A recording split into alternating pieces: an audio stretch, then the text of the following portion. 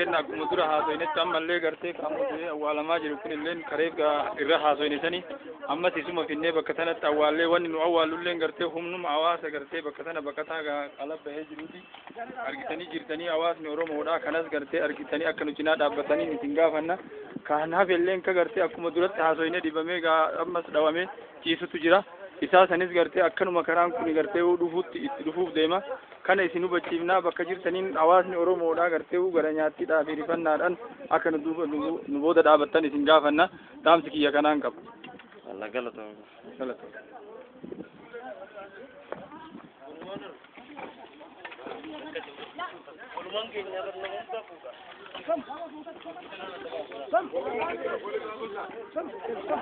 لا على الرصاص يعني على الرصاص اللي ضربوه ايش الرصاص اللي كان لا ضربوا الراجع يعني الرجال فين التصريح لا اله الا الله تصريح موجود في داره صح في داره شفته في داره كيف راجع في الظهر ايام راجع في الظهر لا ضربوه راجع هذا هو كان متني كله كان مستقيم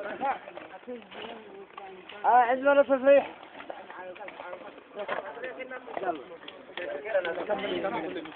ايوه تمام هو احنا بندوره لا خلاص دابر ولا دابر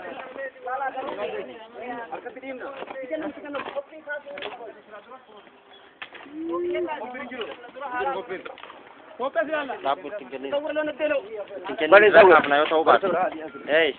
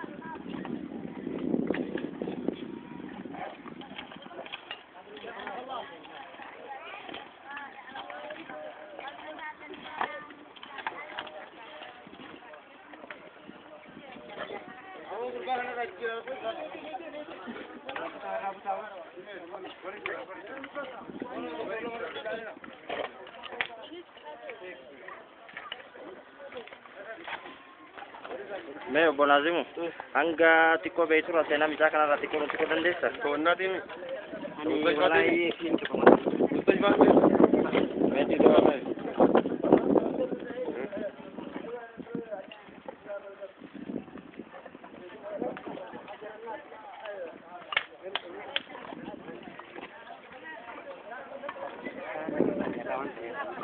बोला जी हूँ मैं सेना मिचा करना तिको तिको दंडे sir ay gase na mucha kana akuma be kamu wani rakine mucha kana da mal fitakka kuni ani ame je de rasasa abu yamani rasasa babiya tini rasasa kana kan kai ula UNHCR fuldura tufe bakuma riya sana fidani atti kadare de man worren da anillen yali ngone takenya nam ta ko yaro da ani je sila madu sa sana yalani fayyisani sagani ummata tuwalto kuni mo fidani atti kadani warreen mirga baqattootaa mormachuudhaaf bakka hiriiraatti ba'anii jiran sana bira galan jedduudhaan gara UN'tis ta'ee qaama mootummaa keessa ta'ee achirraa gochuu dhiisanii akka walitti ilaalanuu guyyaa 3 baatii 7ffaa 2011 jechuudha guyyaa dilbataa achitti garaagarummaan achitti rasaasa illee nubbananii gaazaddumuu kan jedhan afaan arabaatiin boombii haaraa bishaan owwa bishaan kun immoo kan summii qabu jechuudha fidanii itti naqan yeroo kana keessatti guyyaa 3 baatii 7ffaa 2011 guyyaa dilbata kan ta'edha sanaan booda mucaan sun achuma gannee biraa baqanne lubbuudhaaf booda sanaati geessanii mana keessatti koominiitii Oromoo kan jiran keessatti xiyyeeffamee gatame guyyaa 16 hanga guyyaa 16 jechuudha achirra ture jechuudha. Guyyaa 16 achirraa fuudhanii mustashifaa yookaan mana yaalaa Zabiidii kan jedhamu fidanii galchan. Yeroo galchan kana keessatti hanga guyyaa 3 kaasee hanga guyyaa 16tti ilaalamuu qaba. Guyyaa 13 jechuudha mana keessatti dhukkubsachiifame jechuudha. Dhukkuba kana keessatti dawaa gahaa argachuu hin dandeenye. Gulukoosii illee argachuu hin dandeenye jechuudha.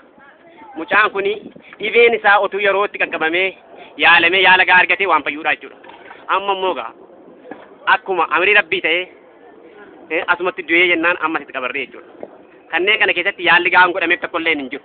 Mee waan kanarraa UNHCR waan beeksiftan ni qabdanii?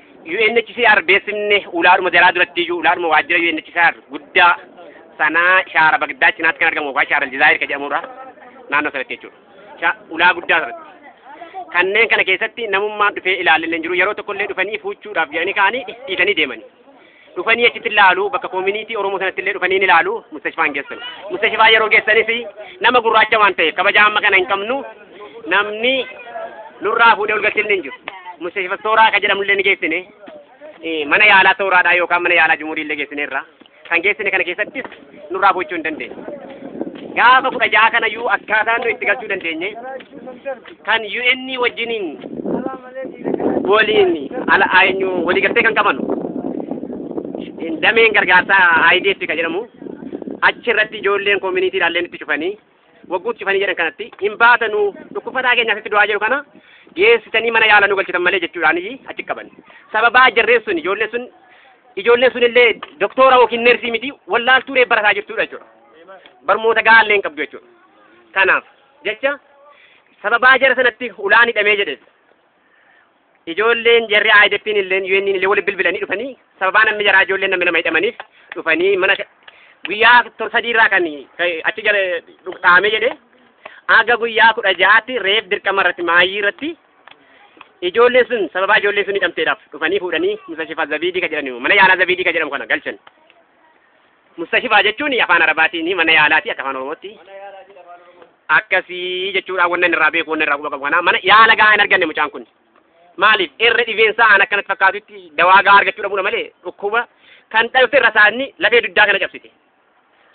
Rasaasni kan dhaame rasaasa abbaa biyyaatiin unwaa dubbachuu hin dandeenyu as keessatti afaan hin qabnu dubbachuudhaaf dandeettii hin qabnu. Akka ta'ettuu amma owwaalleerraa jechuudha. Mee dhiifama waliin namoota kanneen waliin namoota hanga meeqaati kan namoonni rasaasan dhayamanii kan du'anii fi kan amma yeroo ammaa kana keessa mustashfaa keessatti argaman? Nama jaawayii ta'u sun nama jaawayii ta'u akkan odeeffannoo dhagayetti ija kiyyaan illee wanni naqee ilaalin jiru kun immoo dhugaatti qabatamaadha kun odeeffannoon kun akka dhagayetti nama ja'a. Namoota ja'an kana keessa namoonni du'an nama hangamiiti? Nama afurtu deemi. Nama jahan dhuman jahanuu dhumani kun warreen qabaran irraan dhaga'uu jiran illee bakkoonni quban qabneetti jira bakka jahan kanarratti agartee UNHCR wanti quba qabuu fi wanni irraa beeku tokko ni jira. Wanni si wallaalte hin jiru waan asi keessatti godhame wanni tokko wanni si wallaalte illee hin jiru wanni si dhokatu illee hin jiru gara mootummaatiinis gara UN'tiin wanni jarrirraa wallaalan hin jiru beekaatuma nu callisuu didan immoo waan kana gaafannee mirga keenya bakkaan geenyee mormachuudhaaf immoo dandeettii ittiin qabnu maaliif jennaan ofii anamma mataa kiyyaaf gaaffii dhuma gaafatamee deebisa kanarraa sodaa guddaan qaban maaliif akkuma isarra ga'e narras ni ga'a ijoollee kunoo hawaasa Oromoo as keessa jiran kanallee bori irra ga'a jedhee tan waan irraa shakkii tokkollee qabu hin jiru kanaa jechuudha. Ayyee galatoomee.